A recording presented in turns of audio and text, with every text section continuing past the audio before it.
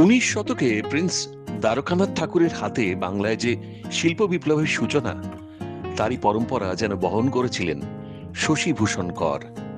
১৯০১ সালে বর্ধমানের কুসুমগ্রাম থেকে কলকাতা। ব্যবসা পত্তনের পথটা কিন্তু মসৃণ ছিল না। শশীভূষণ কর অ্যান্ড গ্র্যান্ডসন্স, তাদের এই ব্যবসায়িক পথ চলা শুরু এবং আজকের এর সাফল্য, এই গল্প শুনবো। এবং পাওয়ারিং বেঙ্গলের যে মোটো বাংলার শিল্পের নবজাগরণ, সেখানে বাংলায় শিল্পে কতটা নবজাগরণ করেছে এবং সেই ব্যবসায়িক সমৃদ্ধি আপনাদেরও তো দিশা দেখাতে পারে, তাই না? প্রত্যেকবারের মতো এবারও একটা স্পেশাল এপিসোড নিয়ে আমি অপরূপা আপনাদের সামনে রয়েছি। চলুন তাহলে শুরু করি এবং সেই ব্যক্তিত্বের সাথে আলাপ করি যিনি আজকে একজন সফল ব্যবসায়ী হিসেবে নিজেকে মেলে ধরেছেন।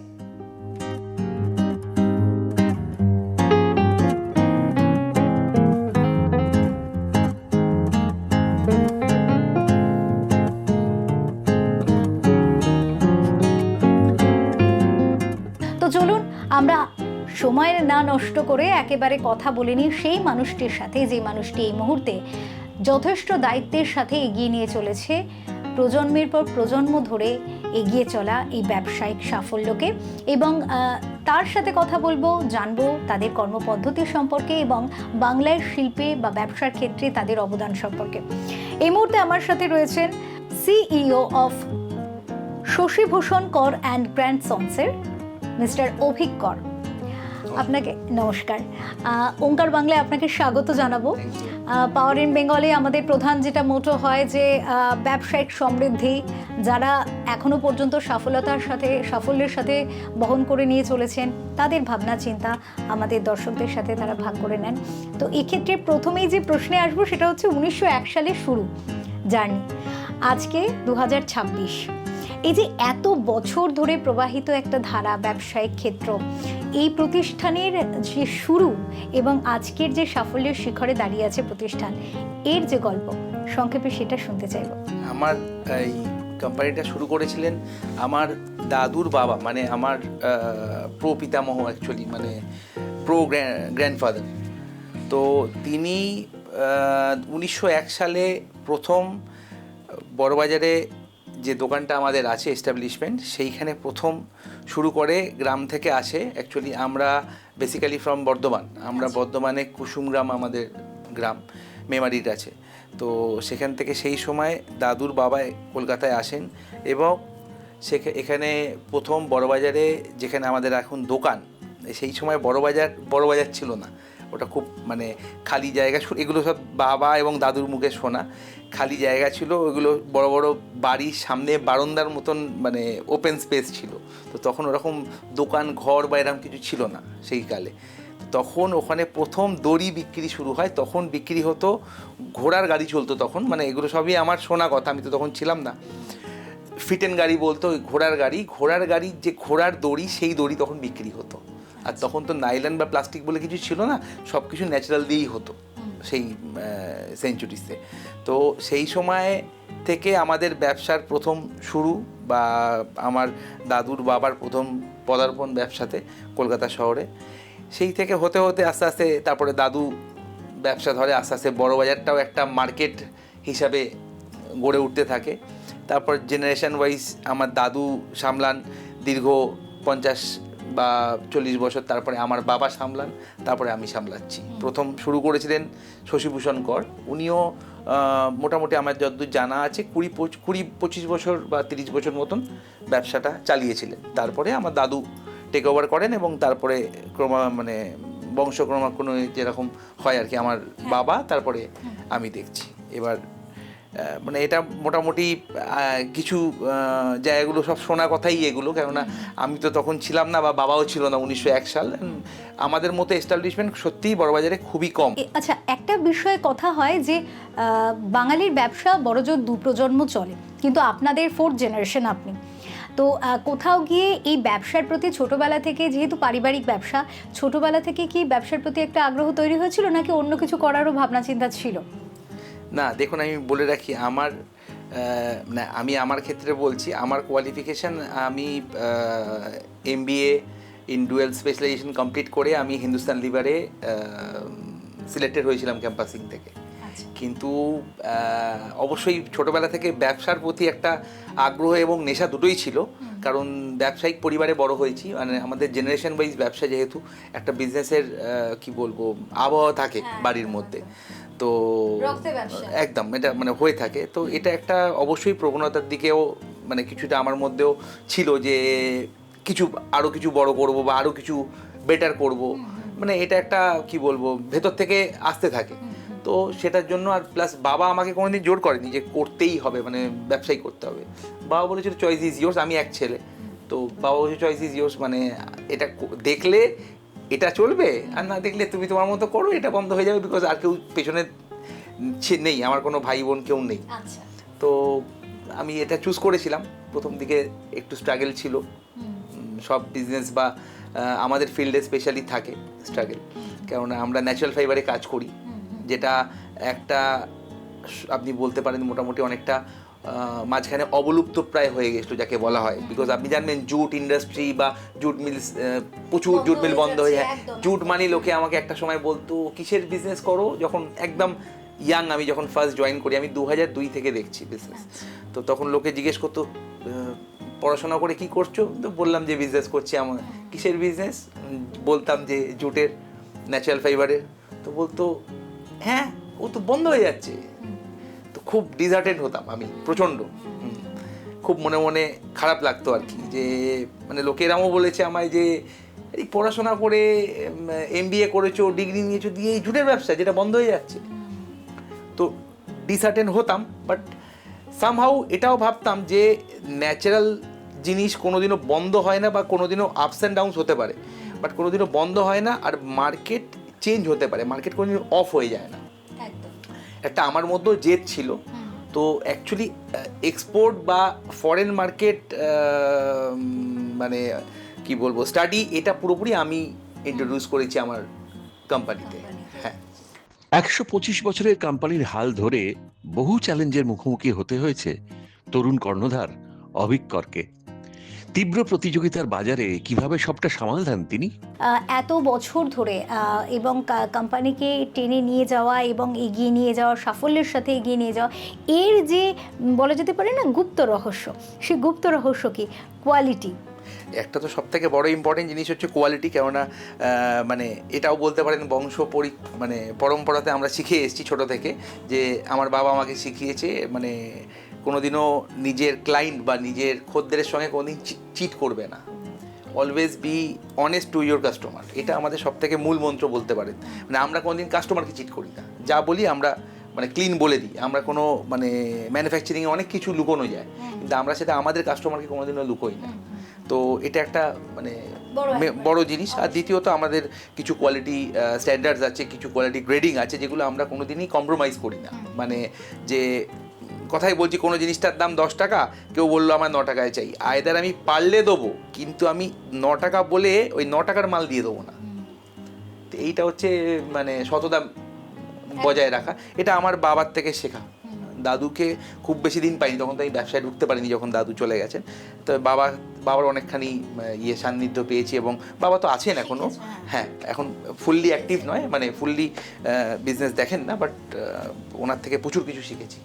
একেবারে আমরা দর্শকের কাছে আসবো, এবং যারা উপরান্তে রয়েছেন, যারা উদ্যোগ নিতে চাইছেন, ব্যবসায়িক উদ্যোগ নিতে চাইছেন, উদ্যোগপতি হিসেবে নিজেদেরকে দেখতে চাইছেন, তাদের কিন্তু এটা একটা বড় শিক্ষণীয় জিনিস, যে যখন আপনি ব্যবসা করছেন তখন সেই বা যে কোনো কাজই করছেন, সেই কাজের সাথে বা ব্যবসার সাথে কিন্তু অনেস্ট থাকাটা ভীষণ ইম্পর্টেন্ট। এবং সেক্ষেত্রে আপনি তখনই সফল ব্যবসায়ী হতে পারবেন, বা হয়তো সফল ব্যবসায়ী প্রচুর টাকা আর্ন করে নিলেন, কিন্তু সেটাকে যে রানিং রাখা বা কন্টিনিউয়াসলি সেটাকে কনসিস্টেন্সি মেনটেন করা, সেটার কিন্তু একটা কি ওয়ার্ড হলো অনেস্টি। তো আপনাকে সততা রাখতেই হবে, এবং আপনার ক্লায়েন্টদের সাথে সততা রাখতে হবে, সৎ থাকতে হবে, তাহলে কিন্তু দেখবেন আপনার ব্যবসা ভীষণভাবে সফলতার সাথে এগিয়ে যাচ্ছে।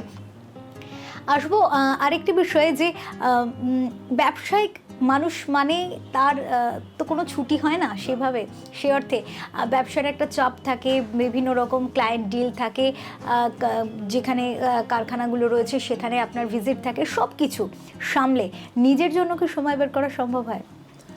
আমার অ্যাকচুয়ালি আমার প্যাশন বলতে পারেন বা হবি বলতে পারেন, বাইরে ঘুরতে খুব ভালোবাসি। তো যখন একটু টাইম পাই কোথাও না কোথাও চলে যাই, ফ্যামিলি নিয়েই যাই, একা খুব কম যাওয়া হয়। আর আমি একটু প্রভু জগন্নাথের ভক্ত, সময় পেলেই পুরী চলে যাই। আচ্ছা, হ্যাঁ, তো এর মধ্যে কেটে যায়। আর আমি দেখুন মানে নিজের জন্য টাইম বলতে ব্যবসাটাকে ভালোবাসি, তো ওর মানে ব্যবসায় যে আমি যাই, আমি আমার ফ্যাক্টরি ভিজিট করি কি ক্লায়েন্ট ভিজিট করি কি মার্কেটিংয়ের জন্য ফরেনও ট্রাভেল হয় মার্কেটিংয়ের জন্য, তো সবটাই আমি এনজয় করি। তো আমার এখানে আলাদা করে এনজয় করার তো আমি মনে করি না আলাদা করে, ওটাই তো আমার টাইম। আমি আমার ব্যবসা করছি, আমি আমার নিজের মতো করে মুভ করছি, তো এটাই আমার এন্টারটেনমেন্ট। আমার আলাদা করে মানে আমি মনে হয় না আলাদা করে আমার কোনো টাইম দরকার, ওটাই তো আমার টাইম। বিকজ আমি মানে কবে যাব কখন যাব সেটা আমি ডিসাইড করি। একেবারে। আচ্ছা, এক্ষেত্রে আরেকটা বিষয় আমার জানার আছে যে আপনি যেমনটা বললেন যে 2002 সাল থেকে আপনি ব্যবসার ক্ষেত্রে যুক্ত হয়েছেন, এবং তার আগে আপনি এমবিএ করেছেন, এমবিএ কমপ্লিট করেছেন, পড়াশোনা কমপ্লিট করেছেন। তার আগে নয়, আমি ফাইনাল ইয়ারে পড়তে পড়তে মানে তখন যেতাম, বাবা অল্প কিছু হাত খরচা দিত, জাস্ট মানে ওই বাবারা বলে আর কি হ্যাবিট করানো বা প্র্যাকটিস করানো। আচ্ছা, তো তখন ওই যেতাম 2-3 ঘন্টা করে থেকে চলে আসতাম, 2-3 ঘন্টা যেতাম, অফিসে বসতাম, কিছু ওই হাত খরচাটা পেতাম, পালিয়ে আসতাম। তখন ফার্স্ট ইয়ারে না সেকেন্ড ইয়ারে পড়ি। তো ওটা তারপরে গ্র্যাজুয়েশন কমপ্লিট করেছি, তারপরে এমবিএ কমপ্লিট করেছি। আচ্ছা, তখন অলরেডি আমি ব্যবসা রানিং অবস্থাতে। এবং সেক্ষেত্রে এই যে ব্যবসা সামলে, সবকিছু সামলে, ব্যবসায়িক চাপ সামলে, তারপরেও এত ইয়াং লুকিং, তার কি সিক্রেট রয়েছে? ওই যে বললাম আপনাকে, কাজটাকে আমার নিজের প্যাশন হিসেবে নিই, হবি হিসেবে নিই। তো আমার তো আর ওটাই তো আমি সারাদিনই তো আমি রিল্যাক্সই করছি মনে করছি, আমি তো মনে করছি না কোনো কাজ করছি। বিকজ আমার ওটা আমি মানে I get pampered for that. মানে আমারই ভাল লাগছে যেতে, আমারই ভিজিট করতে ভাল লাগছে, আমারই ক্লায়েন্ট ভিজিট বলুন বা ফ্যাক্টরি ভিজিট বলুন, আমার যে টোটাল সারাদিনের যা রুটিন থাকে এইগুলো আমি প্রতিটা জায়গায় এনজয় করি। তাহলে সেই কারণে বয়সটা বোঝা যায় না, বয়সটা বোঝা যায় না সেটা তো বলতে পারবো না, কিন্তু I enjoy my lifestyle and my work style. আমার যে কাজের স্টাইল সেটা আমি এনজয় করি, আর এটা এনজয় করা ছাড়া কিছু করার নেই। মন খারাপ করে কাজ করলে তো শরীরও খারাপ হবে, কাজটাও ভালো হবে না। তো বরঞ্চ ওইটাকে ভালো লাগিয়ে নেওয়াটা অনেক বেটার, তো আমি সেটাই করেছি। একদম। আর আমাদের দর্শকদের কাছে যারা এই ধরনের ব্যবসায় আসতে চাইছেন বা যারা কর্মসংস্থানের দিশা চাইছেন, নিজেরা উদ্যোগ নিতে চাইছেন, তাদের জন্য কি বার্তা দেবেন? দেখুন, মানে ফার্স্ট যে কেউ যদি কোনো ব্যবসায় নামতে চায় নতুন করে, প্রথম তো আপনাকে ডিসাইড করতে হবে যে আপনি কিসের ব্যবসা বা কি আপনার মার্কেট আছে বা কি আপনার রিসোর্সেস আছে, আর আপনি কতটা কেপেবল সেটাকে সামলাতে। আর একবার যদি জিনিসটাতে নামেন, পিছনে তাকালে হবে না। মানে হচ্ছে there is no way back. ওই আপনারা ছোটোবেলায় গল্প শুনেছেন কিনা জানি না, কিছু ইউরোপিয়ান যুদ্ধের কাহিনী, যে একদম আউট নাম্বার সোলজার্স নিয়ে এক জায়গায় আক্রমণ করতে গেছে, তো রিটার্ন যাবার ব্রিজটা ভেঙে দিয়েছে ইচ্ছা করে। মানে আইদার ডু অর ডাই। তো ব্যবসা করতে গেলে the mindset should be I will do or I will die, then only you will succeed. ওই আমি একটু ছুঁয়ে দেখি হবে কি না, না হলে ফেরত আসবো, নো ওয়ান ক্যান সাকসিড। মানে এটা আমার মনে হয়, হতেই পারে, এটা আমার মানে মনে হয় বা আমার ধারণা, nobody can succeed. You have to, মানে আপনাকে মাথায় রাখতে হবে যে আমি যখন এটাকে ডিসাইড করেছি করব বা এই মার্কেট করবো, আজকে আমি যখন আমার ব্যবসাটাকে বাড়াবার চেষ্টা করেছি, ইন্ডিয়াতে মার্কেট পাইনি সেরকমভাবে, কারণ এখানে ন্যাচারাল জিনিসের ওপর বা ওই এনভায়রনমেন্ট ফ্রেন্ডলি জিনিসের ওপর অতটা চাহিদা নেই বা সচেতনতা নেই বা ইকোনমিক এবিলিটি নেই, কমফোর্টেবিলিটি নেই। তো আমাকে বাইরে যেতে হয়েছে, মানে মার্কেটকে বাইরে বাড়াতে হয়েছে। তো জিনিস তো আছে, আপনাকে খুঁজে নিতে হবে। তা আমি যদি ওখান থেকে ভাবতাম তাহলে এটা ছেড়ে দিই অন্য কিছু করি, তাহলে এটাকে এখানে নিয়ে আসতে পারতাম না, আর আমি বসে ইন্টারভিউ নিতাম না। একেবারে এটা সত্যি ভীষণ গুরুত্বপূর্ণ একটা বিষয় যে যখন আপনি যে কাজটা করতে যাচ্ছেন সেই কাজটার প্রতি যদি আপনি 100% ডেডিকেশন রাখেন, আপনার ভাবনা থাকে যে এটা আমাকে করতেই হবে, তাহলে কিন্তু সেই কাজ আপনার সাফল্য দেবে, অবশ্যই দেবে। এবং যে যারা আজকে আমাদের এই সফলতার শিখরে দাঁড়িয়ে আছেন তাদের কিন্তু প্রত্যেকের এটা একটা কমন কথা যে পিছন ঘুরে তাকালে চলবে না, সামনে এগিয়ে যেতে হবে।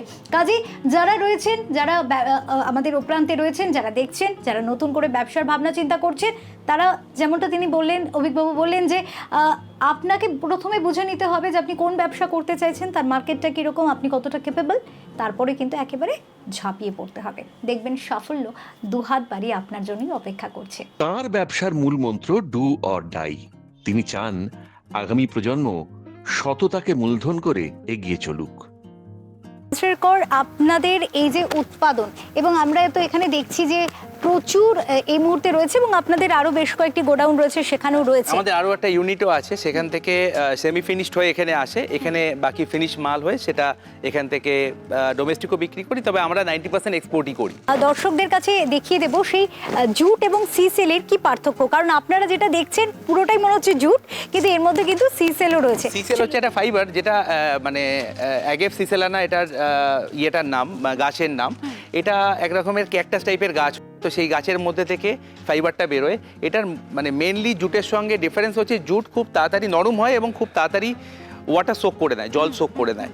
এটার ওয়াটার রিপেলেন্ট ক্যাপাসিটি অনেক বেশি, আর এটা জল বা ওপেন টু এয়ার মানে যেখানে জল রোদ বৃষ্টি পাচ্ছে, যেহেতু হার্ড ফাইবার এটার কর্মক্ষমতা এবং লাইফ স্প্যান অনেকটা বেশি কম্পেয়ার টু জুট, যার ফলে এটা আমাদের মেনলি ইউজ হয় মেরিন ইন্ডাস্ট্রিতে। আমরা মেনলি সাপ্লাই করি মেরিন ইন্ডাস্ট্রিতে, যেগুলো মানে জাহাজ এবং জাহাজের কিছু সাবসিডারি ইন্ডাস্ট্রিজ থাকে যেগুলো মেরিন ইন্ডাস্ট্রি বলা হয়।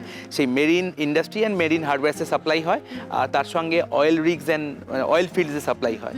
আর তার সঙ্গে অবশ্যই আমরা আপনার আর্মি ট্রেনিং বা সিআরপিএফ ট্রেনিং, যেগুলো ফোর্সের ট্রেনিং ক্যাম্প হয়, সেই ট্রেনিং ক্যাম্পেও আমরা ডাইরেক্ট সাপ্লাই করি। তো আমরা তো জেনে নিলাম, এবং এরপরে দেখে নেব ভেতরেও আরও রয়েছে আরেকটি ইউনিট, সেখানেও যাব। কিন্তু আরেকটি বিষয় প্রশ্ন আসবো যে এই যে উৎপাদন আমরা দেখছি, এই উৎপাদনের পিছনে যারা উৎপাদক রয়েছে তাদের যে কর্মসংস্থান এই মুহূর্তে কোম্পানিতে, আপনাদের যে কোম্পানি রয়েছে সেই কোম্পানিতে কতজন এখন মোটামুটি 60 থেকে 65 জন কাজ আছে। তার মধ্যে সবাই এখানে নেই, মানে প্রকিউরমেন্টের লোক আলাদা থাকে, বা কিছু চাষিদের ঘরে ঘরে লোক থাকে কোয়ালিটি এবং গ্রেডেশন ঠিক করার জন্য। তারপরে আমাদের আর একটা ওয়ার্কশপ আছে, সেখানে লোক থাকে, প্লাস আমাদের হোলসেল কাউন্টার আছে বড়বাজারে এনএস রোডে, তো সেখানেও লোক থাকে, অ্যাকাউন্টস টিমও ওখানে বসে। তো সব মিলিয়ে টোটাল মোটামুটি 65 to 70 অ্যাপ্রক্সিমেটলি, কম বেশি হতে থাকে। আচ্ছা, এবং সেক্ষেত্রে যদি আপনাদের এখানে এমপ্লয়মেন্টের সুযোগটা কতটা, মানে আপনাদের কোম্পানিতে এমপ্লয়মেন্টের সুযোগটা কতটা, যদি ধরুন আমরা সেক্ষেত্রে এটা জানতে চাই যে আমরা যেহেতু আমাদের মোটোটা বাংলার শিল্পে নবজাগরণ এবং সেখানে যুবক যুবতীদের কর্মসংস্থানের বিষয়, আপনারা যখন কর্মসংস্থান মোটামুটি তো ধরে নিন 90% এখানে বাঙালি মানে বাংলার ছেলেরাই কাজ করে। কি ধরনের কোয়ালিফিকেশন আপনাদের কাছে ম্যাটার করে? কোয়ালিফিকেশন দেখুন, একটা ইন্ডাস্ট্রি ছোট হোক বা বড় হোক, একটা ইন্ডাস্ট্রিতে সব রকমের কোয়ালিফিকেশন লাগে। আমরা তো ফ্রেশারকে প্রেফারেন্স বেশি দিই, বিকজ মানে কেন এই জন্য দিই বলছি আপনাকে, যে অনেকে বলতে পারে যে মানে অনেকে প্রেফার করে, বা আমারও অনেক চেনাশোনা ইন্ডাস্ট্রি আছে তারা প্রেফার করে যে এক্সপিরিয়েন্সড অভিজ্ঞতা। আমরা ফ্রেশারকে এই জন্য করি, ফ্রেশার হচ্ছে লাইক নরম মাটি, আমি আমার মতো করে তৈরি করে নেব। তো আমাদের প্রথম থেকে মানে মোটোটাই হচ্ছে আমরা প্রতিটা স্টাফ এবং প্রতিটা এমপ্লয়িকে নিজেদের ফ্যামিলি মেম্বার হিসেবে ট্রিট করি।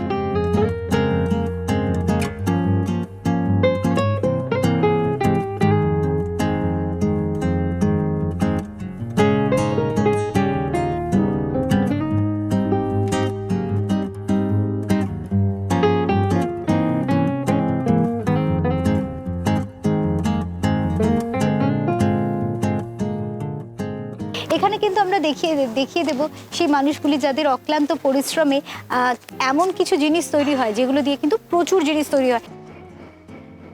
এটা আমাদের রেডি মেটেরিয়াল, মানে রেডি টু শিপ। এখানে আমাদের কোম্পানির লোগো দেয়া থাকে, এসবিকেজি রোপস, এসবিকেজি 9001। আর কি মেটেরিয়াল আছে, ধরুন এটা ম্যানিলা রোপ আছে 20 mm, এত metre, made in India, lot number, coil number.